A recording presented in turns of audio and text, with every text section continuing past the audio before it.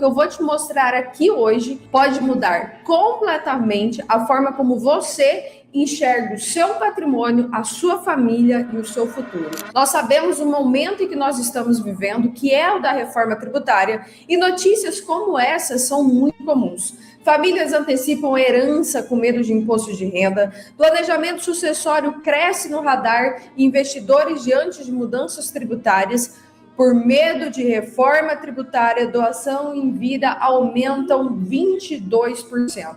E hoje aqui nós vamos começar a entender dois caminhos que parecem simples e fáceis, mas que podem trazer um problema para você que está me assistindo.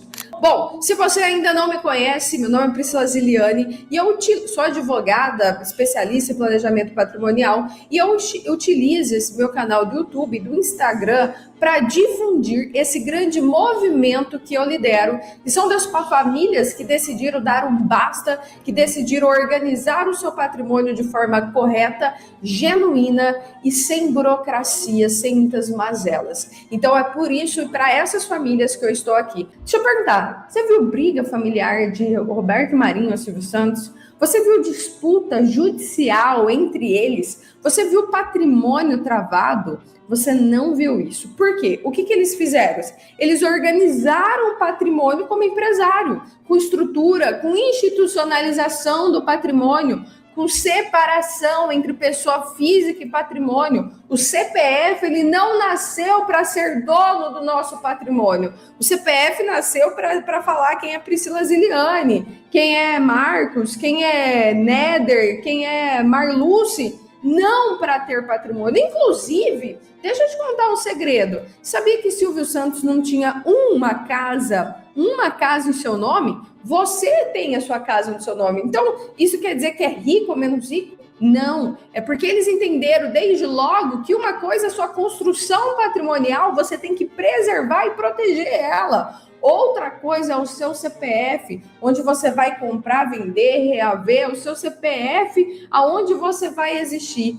E eles não precisam se comunicar, porque se comunicam, pode trazer problemas judiciais ali no futuro, seja por revés financeiro, seja por disputas em sucessões, como o caso do Chicanise e Gugu Liberato. Dá uma olhadinha nesse vídeo aqui que fala sobre o Silvio Santos. Silvio Santos não tem nenhum imóvel no seu nome, e por isso ele economizou muito dinheiro nos últimos anos. O ex-camelô possui uma fortuna avaliada em 1,9 bilhão de reais, e atualmente tem 38 empresas. Essa estratégia não só faz com que ele pague menos imposto, mas também protege seus bens. Afinal, por ser uma figura pública, a possibilidade dele ser processado são muito altas. Caso ele possuísse imóveis em seu nome, ele poderia perder os seus bens, o que garante mais segurança sobre o seu patrimônio. Você viu? Ele tira todo o patrimônio dele no CPF de forma lícita e idônea para não pagar tanto imposto e para proteger o seu patrimônio, inclusive contra as políticas de governo.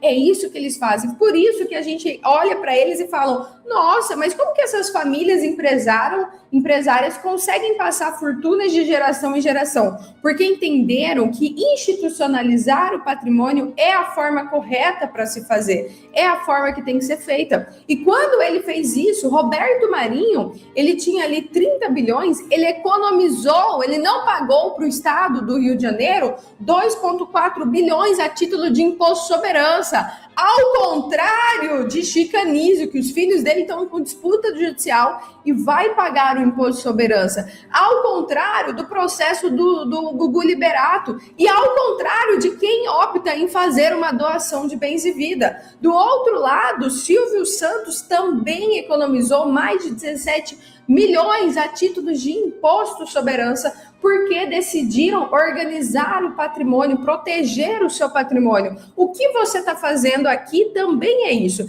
é entender o caminho da proteção que vai te fazer chegar aonde chegar, mas não construindo qualquer empresa, não é virando um empresário, é organizando da forma correta, porque quanto mais a gente caminha no nosso país, a gente entende que deixar patrimônio no nosso CPF é um verdadeiro tiro no pé. O que eles fizeram diferente, a verdadeira solução? Eles fizeram essa proteção do patrimônio, reduziu os riscos em momentos de revés financeiros, evitou brigas, bloqueios de herança forçada e economizou. Porque quando você evita pagar no processo, você ganha. Escuta essa, quando você evita pagar imposto, você ganha, você ganha. E a gente viu o que aconteceu. A Globo não parou, o SBT continuou funcionando e a herança não virou dívida, o patrimônio não virou briga. Vocês entenderam lá no início, quando eu falei, por que a gente vê artistas famosos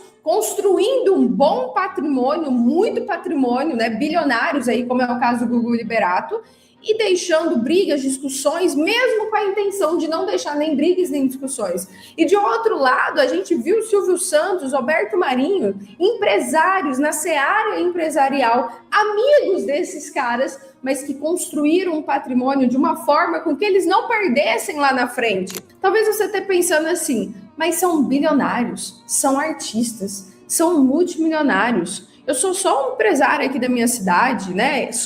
Eu sou só um produtor rural, pequeno, médio porte. Eu tenho algumas casas em aluguéis. Eu sou só isso. Mas deixa eu te contar uma coisa que talvez não estão te contando. Deixa eu te contar. Não é sobre quanto você tem. Não é sobre o que você tem. Planejamento patrimonial não é sobre o valor dos seus imóveis, quanto de fortuna você tem. É sobre responsabilidade, sobre organização e sobre consciência. É entender que a sua decisão não pode ser postergada. Porque se você não decide hoje o que você vai fazer com o seu patrimônio, essa decisão vai recair nas mãos de quem mais você ama. Pior, no momento em que você não vai estar aqui. Planejamento patrimonial, institucionalização do patrimônio não é você se tornar um big empresário, ter 32 empresas como o Silvio Santos tem. É você se organizar e se preservar para o seu futuro e para o seu agora, para o seu futuro e para o seu agora. Planejamento patrimonial não é sobre morte, é sobre vida, é sobre legado, sobre responsabilidade. E lembra, o problema que você não resolve em vida, alguém vai resolver depois. E normalmente quem resolve são as pessoas que você mais ama. Mas agora a pergunta final não é quanto custa planejar. A pergunta é quanto custa não agir e como eu posso evitar tudo isso.